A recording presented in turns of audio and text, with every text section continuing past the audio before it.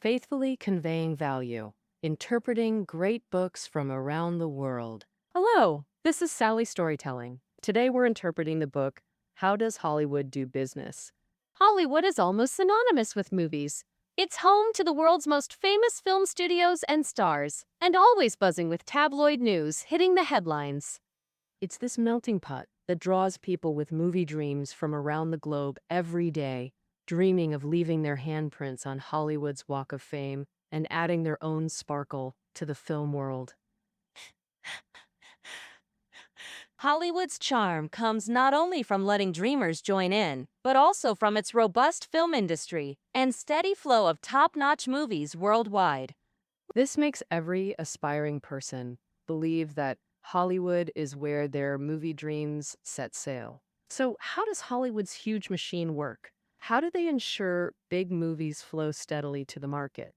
The answer is in the book we're interpreting today, How Does Hollywood Do Business? Subtitled Negotiation Techniques and Contract Templates for Film, Television, and New Media.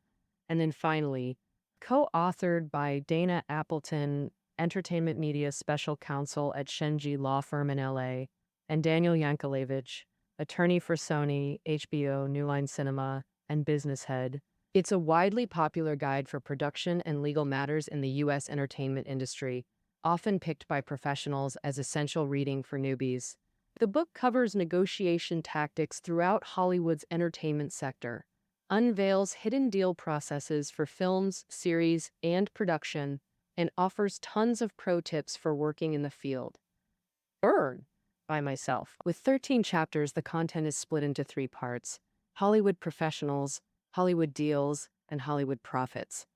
In this session, I'll pick key topics from each part for in-depth interpretation.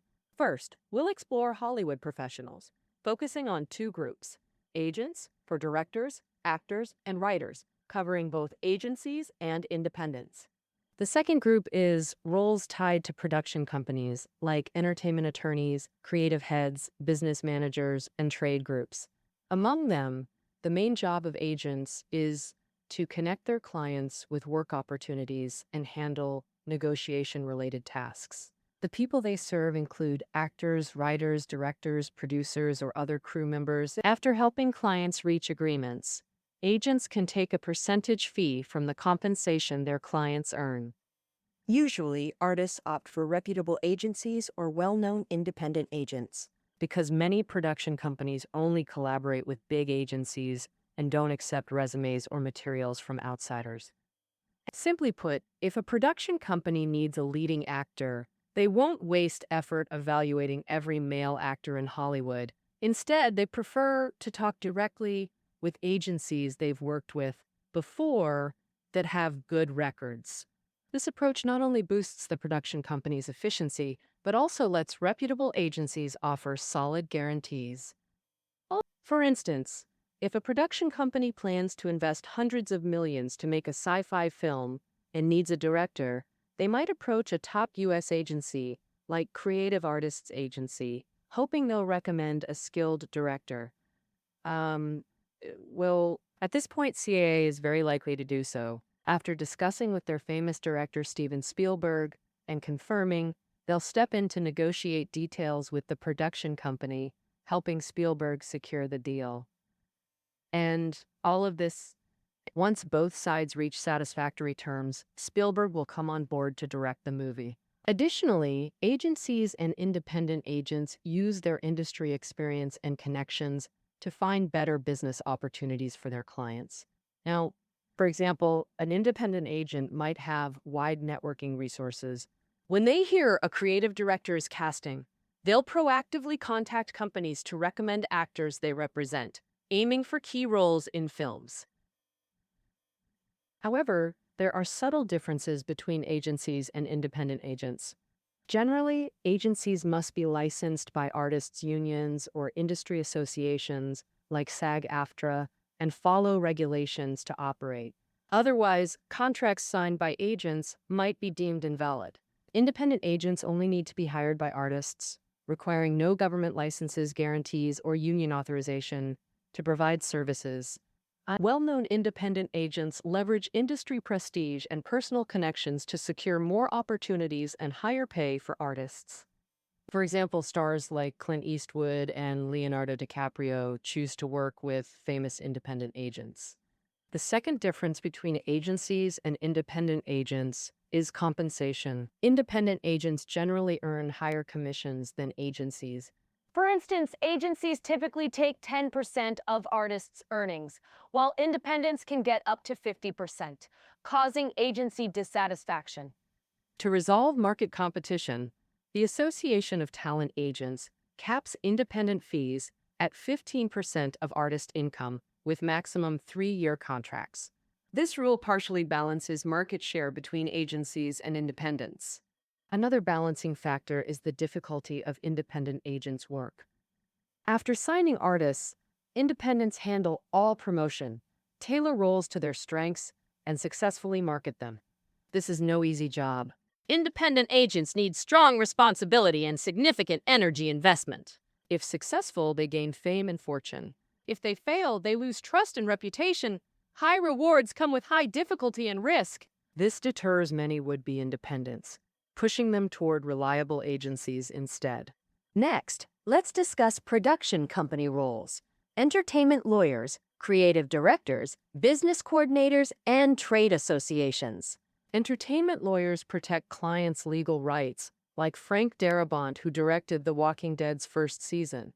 In 2018, he sued AMC with an agency, claiming they cheated him out of millions in Walking Dead profits. To counter this lawsuit, AMC hired entertainment lawyer Oren Snyder to dispute The Walking Dead's profit issues in court, ultimately avoiding some legal liability. Sometimes clients hire entertainment lawyers not to completely avoid liability, but to minimize losses. Take Paramount Pictures, for example. The studio was sued by Wulong Scenic Area because they failed to place contracted ads in Transformers 4, causing significant losses to the Chongqing attraction. But the court ultimately ordered Paramount and other production companies to pay 2.09 million yuan in damages and legal fees.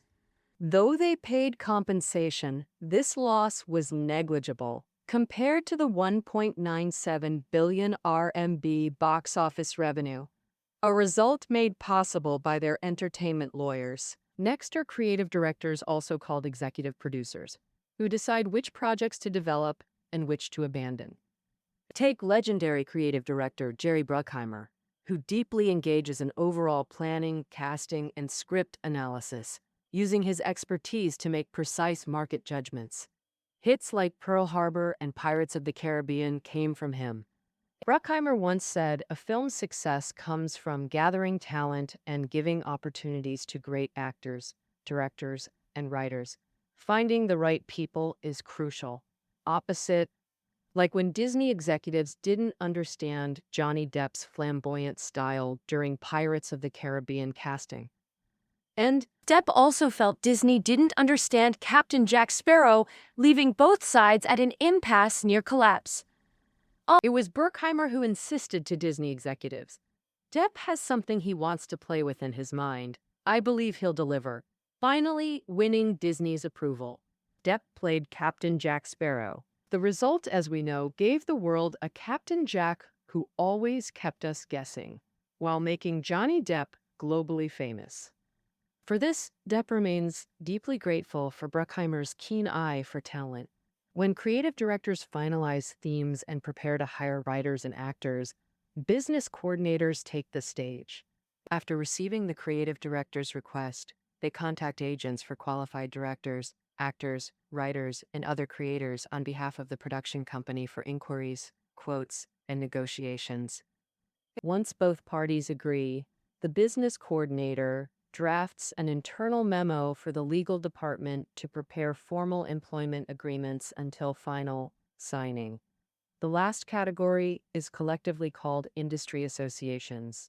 In Hollywood, there are various groups beyond imagination, like the Screen Actors Guild, SAG-AFTRA, and Directors Guild of America. Their commonality is supporting organizational members by providing or fighting for industry benefits. For example, The Directors Guild of America not only represents industry development trends, but actively improves directors' rights, serving as the primary safeguard for U.S. media standards. Among these, pension and health plans are key programs providing security for members. This plan offers detailed retirement coverage, including medical costs, dental care, vision protection, and hospice care, filling welfare gaps for union members.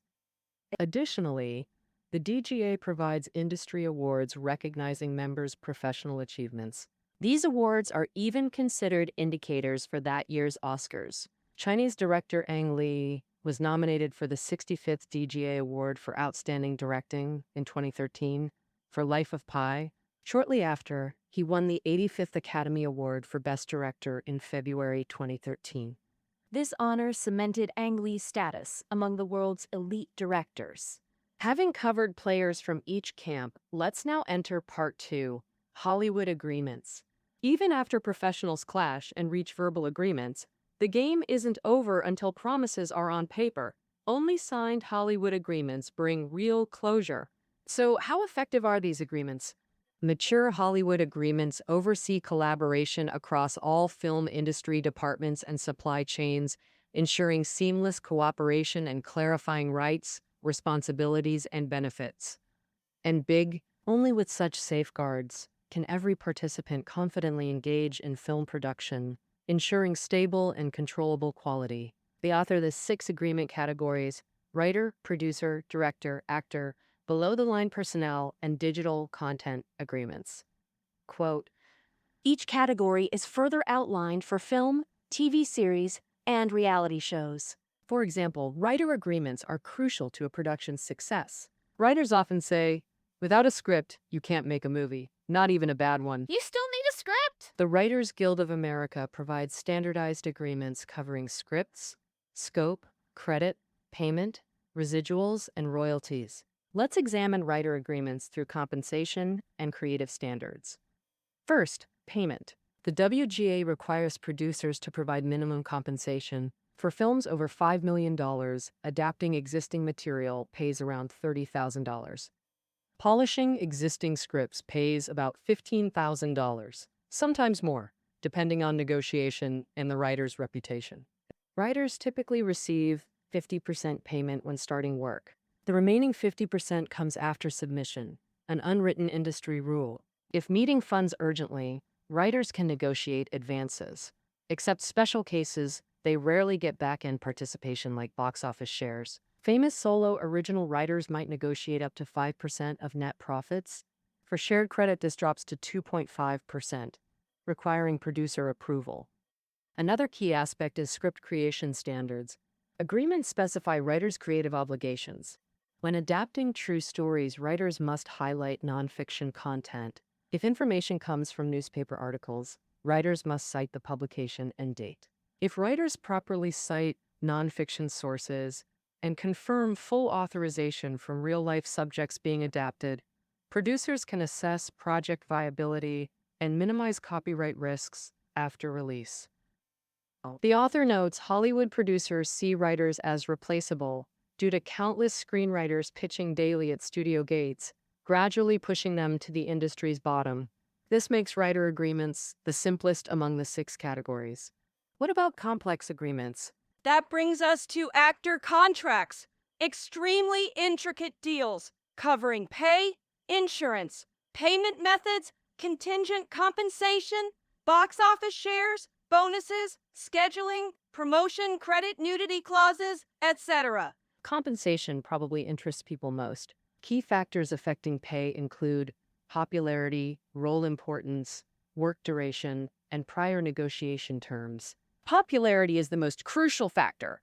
An actor might earn little for one film, but win a major award, skyrocketing their next fee. For example, Hilary Swank earned barely above minimum wage for the low-budget Boys Don't Cry. After winning Best Actress for that role, her salary soared dramatically. Conversely, consistently starring in bad films lowers an actor's market value. Popularity also determines profit participation. A-listers like Jim Carrey or Angelina Jolie secure first-dollar gross deals. taking a percentage of the studio's gross revenue. Top stars typically get 10% to 20%. For example, if a film's total box office is $1 billion, the studio's gross profit might be $500 million.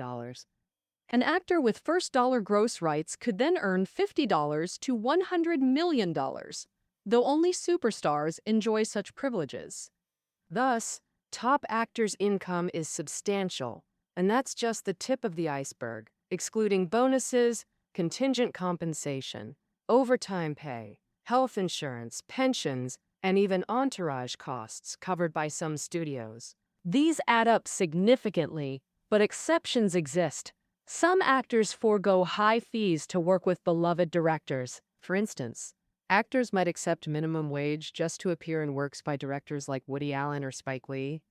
This minimum wage refers to the baseline pay set by SAG-AFTRA for union actors. Regardless of fame, producers must pay this minimum, ensuring every performer gets guaranteed income. Beyond lead actors, if you watch a film's full credits, you'll see below-the-line crew like composers, music editors, and post-production staff. They too need fair agreements securing their rights and pay. So, Of course, their compensation and rights depend on experience and industry reputation. take top composers like Elmer Bernstein and James Horner. They could earn up to $1 million for a blockbuster, plus shares in soundtrack royalties, making their overall income impressive. Hollywood agreements may indeed seem complex, lengthy, and varied, but their core remains unchanged. Every word in these contracts provides stable protection for Hollywood's diverse roles. This has become Hollywood's inviolable covenant. From greenlighting to development, studios spend heavily to produce a film or show. Next, we'll explore how studios make money. In Part 3 today, let's explore how Hollywood profits work. When we talk about net profits, the simplest concept is money earned minus costs. The difference is net profit. However, studios calculate net profits much more complexly. Hollywood net profit is a contractual concept that varies based on agreement terms, meaning even years after release, as revenue comes in and costs accumulate, net profits must be recalculated. For example, studios deduct distribution fees, taxes, guild dues, then subtract production costs and interest before arriving at true net profit. Some studios even include gross profit participations plus 15% overhead as costs before final net profit calculation. While costs seem daunting, don't worry about studios. The author lists all their revenue streams. When combined, these add up to substantial figures. The largest source is theatrical box office, but studios don't keep all ticket sales. Cinemas take most box office revenue, with distributors also taking a share. Studios ultimately get only about 50% of total box office. Another often overlooked revenue stream is non-theatrical income. For instance, movies shown on planes or trains come from airlines or railways, paying licensing fees to studios. While fees aren't huge, they add up. The major non-theatrical revenue comes from home entertainment and TV sales. This distribution reaches virtually everyone who didn't see it in theaters. For example, when a distributor releases a film globally via DVD or streaming earning $60 million, studios effortlessly get at least 20%. Plus, with new formats like online streaming, TV, and video on demand, studios sell rights to operators for substantial income. Hearing this, you might think movie making is hugely profitable. But the author notes this only applies to blockbusters like Avatar and The Avengers. Their studios rake in massive profits. And it doesn't stop there. Merchandise and music rights from good films generate income too, like t-shirts, posters, and toys. Studios also license music production rights to record companies for royalty fees. For box office flops, studios can only hope to recoup losses through future projects. Still, major studios generally profit more than they lose, earning substantial income overall. Consistent global output is indeed crucial for studios and professionals, Requiring high-quality films. beyond studios' investments and filmmakers' passion. Quality films need fertile ground to grow. This ground is built by robust contractual norms and a shared commitment to honoring agreements. And that concludes our interpretation of how does Hollywood do business. We've covered the key insights here. Find reading notes below the audio. Until next time.